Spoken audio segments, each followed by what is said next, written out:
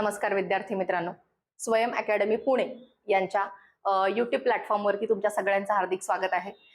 आज इथे आपण जी आपली संयुक्त गट क परीक्षा होणार आहे, गट क मुख्य परीक्षा होणार आहे 2023 ची, जी की 17 डिसेंबरला होणार आहे। आणि आता पासून जर आपण विचार केला तर 2 महिन्यांचा कालावधी जो आहे, म्हणजे किती, तर बरोबर 60 दिवसांचा कालावधी जो आहे, तर तो 60 दिवसांचा कालावधी आपल्या हातामध्ये आहे। आणि या 60 दिवसांचं कसं अचूक आणि योग्य तुम्हाला नियोजन करायचं आहे, तर त्याच्याबद्दल छोटासा मार्गदर्शनपर व्हिडिओ आहे हा। याच्यामध्ये तुम्ही किती पर्यंत मार्क घेणं अपेक्षित आहे, त्याच्यानंतर जर आज आपण पाहिलं तर दिवसेंदिवस कितीही जागा वाढल्या, कितीही पटीत जागा जरी वाढत असल्या तरी सुद्धा त्या परीक्षांचे कट ऑफ जे आहेत हे कट ऑफ कमी होत नाही, तर उलट दिवसेंदिवस वाढत चाललेले आहेत। आणि त्यामुळे एक जर तुमच्या डोक्यात असा भ्रम असेल की 7000 जागा आहेत, सो कितीही मार्क मिळाले, म्हणजे कितीही कमी मार्क मिळाले तरी पण मला ती पोस्ट मिळून जाईल, मला सहजच पोस्ट मिळेल, तर या भ्रमामध्ये अजिबात राहायचं नाहीये। कारण टायपिंग टेस्ट झाल्यानंतर तुमच्या मुख्यच्या लीडवरती, मुख्यच्या जितके मार्क तुम्हाला जास्त असतील तितकीच तुम्हाला पोस्ट मिळण्याचा चान्स जास्त आहे। त्यामुळे मुख्य परीक्षेच्या कट ऑफला तुमची खूप जास्त लीड असणं गरजेचं आहे, कारण तुम्हीच नाही तर या महाराष्ट्रातली असंख्य लाखो विद्यार्थी या परीक्षेला बसलेले आहेत आणि अभ्यास करत आहेत। ठीक आहे, सो या 60 दिवसांच्या नियोजनाबद्दल एक मार्गदर्शनपर छोटासा व्हिडिओ आहे हा, की कसं तुम्ही जास्तीत जास्त इफेक्टिव्हली तुम्ही या 60 दिवसांमध्ये रिव्हिजन करायची आहे, या 60 दिवसांमध्ये तुम्हाला कोणत्या विषयांवरती जास्त भर द्यायचा आहे आणि कशी तुमची पोस्ट सिक्युअर करायची आहे। इथं सगळ्यात पहिल्यांदा आपण अभ्यासक्रमाबद्दल बोलू आणि त्या अभ्यासक्रमातल्या कोणत्या मुद्द्यांवरती जास्त भर द्यायचा आहे, तर तिथे की जिथून आपल्याला कमीत कमी इनपुट देऊन आपल्याला जास्तीत जास्त आउटपुट मिळवायचं आहे, कोणत्या विषयांमध्ये आपल्याला पैकीच्या पैकी मार्क मिळू शकतात, कोणत्या विषयामध्ये आपल्याला जास्त मार्क मिळू शकतात, तर याच्याबद्दल आपण बोलणार आहोत। सगळ्यात पहिल्यांदा जर विचार केला आपण तर मराठी आहे आणि इंग्लिश आहे। तर या मराठी आणि इंग्लिशचा पॅटर्न यावेळेस बदललेला आहे। काय बदललंय, तर याच्यापूर्वी मराठी आणि इंग्रजी कसं असायचं आपल्याला, तर 50 आणि 30 आपल्याला जे होतं तर ते इंग्रजी होतं आणि 20 मार्क पुढे मग करंट होतं, आरटीआय होतं, आरटीएस होतं। आणि हे जे 20 मार्क आहेत ते आता कशात गेलेत, तर ते पेपर 2 मध्ये गेलेले आहेत। ठीक आहे, इथपर्यंत क्लिअर। पुढे आता हा जो मराठी आहे आणि इंग्रजी, तर या मराठीमध्ये 50 पैकी तुम्ही कसाही अभ्यास केलेला असला मराठीचा तरी तुम्हाला 38 पर्यंत 40 पर्यंत मार्क आरामात घेता येतात। इतके मार्क, आणि इतके मार्क आपल्याला मराठीमध्ये आलेच पाहिजेत, तरच आपण इकडे 70+ पेपर 1 मध्ये आपण जाऊ शकतो। आणि तितके मार्क मस्टच आहेत जर तुम्हाला पोस्ट मिळवायची असेल, तर इतके मार्क तुम्हाला येणं अपेक्षितच आहे आणि आलेच पाहिजेत।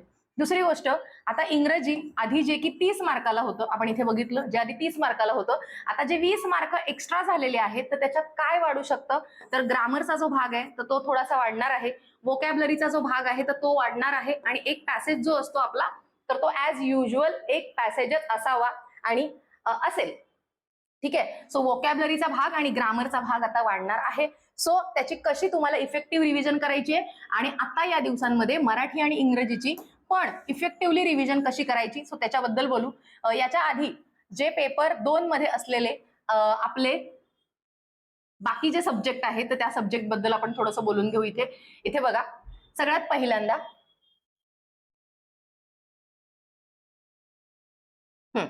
इथं आहे सामान्य बुद्धिमापन, म्हणजे इथं आपल्याला रिझनिंग आहे।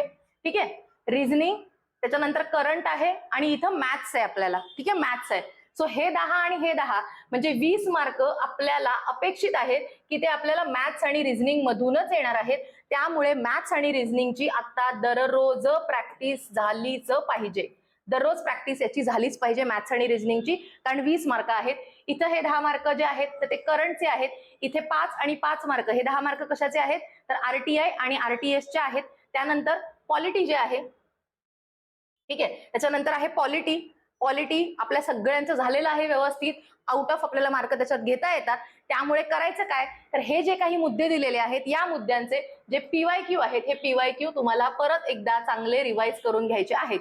इतिहासाचं सेम करायचंय, इथं जो टॉपिक दिलेला आहे त्याच टॉपिकचेच फक्त पीवायक्यू जे आहेत ते तुम्हाला परत करायचे आहेत। जसं की इथं वर्तमानपत्रे दिलेलं आहे आणि सगळं पुस्तक वाचून झालं आणि वर्तमानपत्रे वाचलीच नाहीत असं अजिबात करायचं नाही. जास्तीत जास्त भर कुठे द्यायचा आहे तर इथं समाज सुधारकांचं कार्य असेल, महत्वाच्या व्यक्तींचे कार्य, तर हे सगळे समाज सुधारकच आहेत.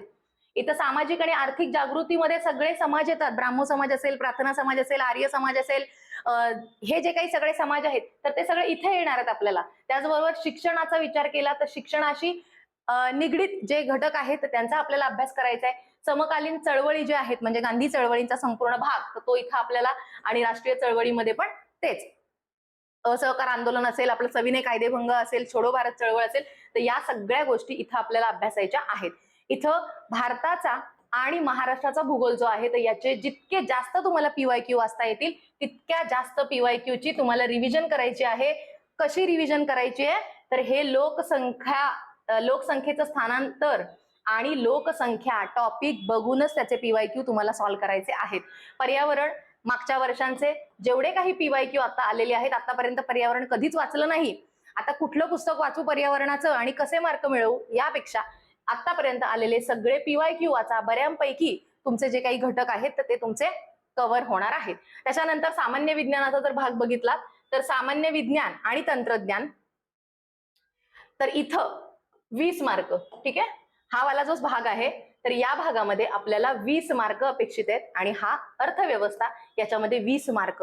तर याच्यात पण काय करायचं, हा जो सिलेबस आहे की नाही हा संपूर्ण सिलेबस 2019 पर्यंत राज्यसेवा मुख्य जी आहे तर या राज्यसेवा मुख्यचा हा ऍज इट इज सिलेबस आहे राज्यसेवा मुख्यचा, आणि त्यामुळे 2019 पर्यंत आलेले जे राज्यसेवा मुख्य इकॉनॉमिक्स अर्थव्यवस्थाचे जे पीवायक्यू आहेत तर ते तुम्हाला करायचे आहेत. कारण तुम्हाला ऍज इट इज तिथे असे चॅप्टर दिसतील आणि त्याच्या आतमध्ये त्याचे पीवायक्यू दिसतील. कारण ज्यावेळेस आपण समग्र लक्षी अर्थशास्त्र असं वाचतो त्यावेळेस अशा नावाचा कुठलाही चॅप्टर आपल्याला पुस्तकात दिसत नाही. तर ते करायचे कुठून तर पीवायक्यू मधून करायचं आहे. इथे ज्यावेळेस आपण असं वाचतो वृद्धी आणि विकास, तर मग या वृद्धी आणि विकासामध्ये काय करायचंय, वाचायचं काय नक्की, तर याच्यामध्ये आपला एचडीआय असेल, जीआयआय असेल, एचपीआय असेल, तर हे सगळे घटक येतात. शाश्वत विकासाचा काही भाग येतो. त्याचबरोबर हे जे सगळे घटक आहेत तर हे सगळे वृद्धी आणि विकासामध्ये येतात. सार्वजनिक वित्त इथं पण दिलाय. सार्वजनिक वित्त इथं आपल्याला दिलेलं आहे बघा. मौद्रिक आणि वित्तीय क्षेत्र इथं पण दिलेलं आहे, इथं पण दिलेलं आहे सार्वजनिक वित्त. म्हणजे त्याच्यावर जास्त फोकस करायचा आहे, त्याच्यावर जास्त प्रश्न येणार आहेत. कारण 20 प्रश्न जे आहेत ते तुम्हाला अर्थव्यवस्थेवरती यायचा चान्स आहे इथे. ओके, सो त्यामुळे त्याच्यावरती जास्त भर द्यायचा आहे. इथपर्यंत सगळ्या गोष्टी क्लिअर झाल्या. हा, सामान्य विज्ञान, तर इथं बघा सामान्य विज्ञानामध्ये बऱ्याच विद्यार्थ्यांना असं वाटत आहे की सायन्स अँड टेक्नॉलॉजीचा जो भाग आहे तर तो इथं आलेला आहे. तर सायन्स अँड टेक्नॉलॉजी नाही, हे सामान्य विज्ञानच आहे. बघा, भौतिकशास्त्र म्हणजे फिजिक्स आहे. इथं आपण प्राण्यांचं वर्गीकरण वगैरे जो अभ्यास करतो तो आहे. इथं वनस्पतींचं वर्गीकरण जे काही अभ्यास करतो तोच आहे सगळा. त्याचबरोबर इथं आपलं केमिस्ट्री आहे. आता हे जे आहे की नाही दूरसंवेदन, हवाई आणि ड्रोन छायाचित्रण म्हणजेच काय आपलं रिमोट सेन्सिंग आहे, एरियल फोटोग्राफी आहे, जीआयएस आहे, जीपीएस आहे, या सगळ्या गोष्टी इथं या एक 3 ते 4 प्रश्न इथं आपल्याला येऊ शकतात. आणि हा जो भाग आहे हा भाग आहे कम्प्युटरचा. ठीक आहे, सो ज्या विद्यार्थ्यांनी आतापर्यंत कम्प्युटर वाचलं नाही काय करणार, सगळं कम्प्युटरचं पुस्तक वाचायचंय का, इथं सगळं संपूर्ण वाचायचंय का, अजिबात नाही. इथं पीवायक्यू वाचा, कारण इथे फक्त आपल्याला 3 ते 4च प्रश्न येणार आहेत. सो इथं जास्त वेळ घालवण्यापेक्षा इथे जास्त वेळ घालवा. इथून तुम्हाला आउटपुट जो आहे हा इथून आउटपुट तुम्हाला जास्त मिळणार आहे. सो त्यामुळे तुम्हाला इथं याचे पीवायक्यू जरी केलेत, 2-2 प्रश्न जरी आले तरी सुद्धा आपण त्या पेपरमध्ये बाकीच्या विद्यार्थ्यांसारखाच आपला सेम तिथं परफॉर्मन्स त्या पेपरमध्ये असणार आहे. ठीक आहे, म्हणजे बाकीच्या विद्यार्थ्यांना जर ते कठीण गेलं तर ते आपल्याला पण कठीणच जाणार आहे. सो त्यामुळे तो एक विचार करायचा आहे डोक्यामध्ये की कुठून मला जास्तीत जास्त मार्क मिळवता येतील, तिथूनच आणि त्याच भागावरती जास्त फोकस करायचा आहे. जसं आता म्हणालो आपण तसं. आता हे झालं अभ्यासक्रमाबाबत. तुम्ही कुठलं जे काही पुस्तक वाचताय तेच कंटिन्यू करायचं आहे. आता या 60 दिवसात जर तुम्हाला पास व्हायचं असेल तर ही गोष्ट, बाकी काही नका फॉलो करू, पण ही गोष्ट फॉलोच करायची आहे की उरलेल्या 60 दिवसांमध्ये कोणतंही नवीन पुस्तक वाचायचं नाही. जो अभ्यास तुम्ही आतापर्यंत करत आलेला आहात, ज्या पुस्तकामधून तुम्ही वाचत आहात, जे पुस्तक तुमच्या ओळखीचं आहे, फक्त आणि फक्त त्याच पुस्तकाचीच रिव्हिजन करायची आहे. आयोगाचे आलेले PYQ सॉल्व्ह करायचे आहेत आणि त्याच्यानंतर ज्या काही तुम्ही टेस्ट सिरीज सॉल्व्ह करत असाल ते तुम्हाला सॉल्व्ह करायचे आहेत. ठीक आहे.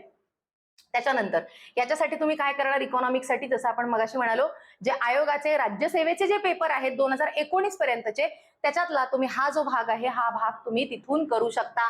भूगोलाचा भाग तुम्ही तिथून करू शकता. त्याचबरोबर तिथं रिमोट सेन्सिंग पण आहे पेपर 1 मध्ये, ते प्रश्न तुम्ही तिथून करू शकता. भूगोल आहे तिथे, इतिहास आहे तिथे, अख्खा पेपर 1 जो आहे राज्यसेवेचा, तर तिथून तुम्ही ते प्रश्न वाचून घ्यायचे आहेत. कारण बरेच प्रश्न ऍज इट इज आपल्याला तसे पेपरमध्ये येऊ शकतात. सो तो भाग तुम्हाला तिथून करायचा आहे. ठीक आहे. आता याच्या पुढे आता किती दिवस आहेत आपल्या हातामध्ये, तर आपल्या हातामध्ये आहेत 60 दिवस. एकच मिनिट, व्हाईट कलर घेऊ आपण. किती दिवस आहेत आपल्या हातात, तर आपल्या हातामध्ये आता सध्या राहिलेले आहेत 60 दिवस. किती, 60 दिवस. आता या 60 दिवसात कसं तुम्ही दिवसाचं नियोजन करायचं आणि कसा व्यवस्थित अभ्यास करायचा, जास्तीत जास्त मार्क मिळवायचे, तर दिवसाचे असे 3 सेक्शन करा. किती करायचे सेक्शन, 3 सेक्शन करायचे. 60 दिवसांचं 20-20 दिवसांचे असे भाग करा. ठीक आहे, 20-20 दिवसांचे भाग करा. पहिल्या 20 दिवसात काय करायचंय तुम्हाला, तर जो तुमचा जीएसचा भाग आहे, तर त्या जीएसच्या भागामध्ये इथे तुम्ही 20 दिवसांमध्ये जे महत्वाचे विषय आहेत तर त्या सगळ्याची रिव्हिजन तुमची झालीच पाहिजे इथं या 20 दिवसात. आता काही विद्यार्थी म्हणतील की 20 दिवसात आमचा एक सब्जेक्ट नाही संपत, सगळं कसं संपवायचं, तर संपवायचं. कारण मुख्य लावत आपण, आपल्याकडे काही ऑप्शन नाहीये. तू नाही करत तर बाकी आहेत बरेच करणारे, सो त्यामुळे करायचंच आहे. इथं इथं तुम्ही जीएस केलं, इथं तुम्हाला काय करायचंय, मराठी करायचंय. इथं तुम्हाला काय करायचंय, इंग्लिश करायचंय. इथं तुम्हाला काय करायचंय, मराठी कमी आणि इंग्रजी जास्त करायचंय. कळलं, इंग्लिश जास्त इथं फोकस द्यायचा. कशावर जास्त फोकस करायचा ते पण सांगते तुम्हाला. आणि या भागात तुमचं काय असायला पाहिजे, current plus maths reasoning, current plus maths आणि रिझनिंग. ठीक आहे, तर तुमचं हे एवढं इथल्या या भागामध्ये असायला पाहिजे. दिवसाचे 3 भाग, तुमचं हे एक तर सकाळचं सेशन करा. ठीक आहे, हे तुम्हाला कंटाळवाणं वाटत असेल तर हे दुपारी करा आणि मग संध्याकाळच्या वेळेस तुम्ही हा जो भाग आहे तो ऍज इट इज इकडे उचलून इकडे करा. ऍज युअर विश तुम्हाला अभ्यास करायचा आहे, सो तुमच्या इच्छेने करा. या 20 दिवसांमध्ये प्रत्येक विषयाला 2-2 दिवस द्या आणि 2 दिवस भूगोल वाचला, 2 दिवस इतिहास वाचला, 2 दिवस पॉलिटी वाचला, 2 दिवस इकॉनॉमिक्स वाचला, असं वाचायचंय. कम्प्लीटच करायचंय ते. भले तुम्ही त्याला नजरेखालून घाला, पण ते फास्ट मध्ये वाचायचंय, खूप फास्ट मध्ये वाचायचंय.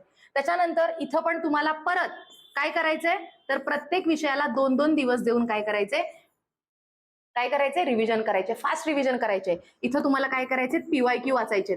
इथं तुम्ही रिव्हिजन केली चॅप्टरची, इथं तुम्हाला PYQ वाचायचे आहेत. इथं तुमचे जे काही डाऊटफुल टॉपिक्स आहेत तर ते सगळे डाऊटफुल टॉपिक्स तुम्हाला इथं कम्प्लीट करायचे आहेत. ठीक आहे, इथं तुम्हाला इंग्लिश, मराठी हे आहे की नाही, ह्याचे फक्त PYQ वाचायचे. आता PYQ वाचा, सगळे प्रश्न वाचून काढा, सगळे प्रश्न, मराठीचे सगळे प्रश्न वाचून काढा. तुम्हाला असं वाटतं की मला प्रयोग चुकतो पेपरमध्ये, तर आता कसं नाही चुकणार, तर याच्यावर लक्ष द्या. आणि इथे सगळे प्रयोगाचे जेवढे प्रश्न आहेत सोडवा, वाचू नका.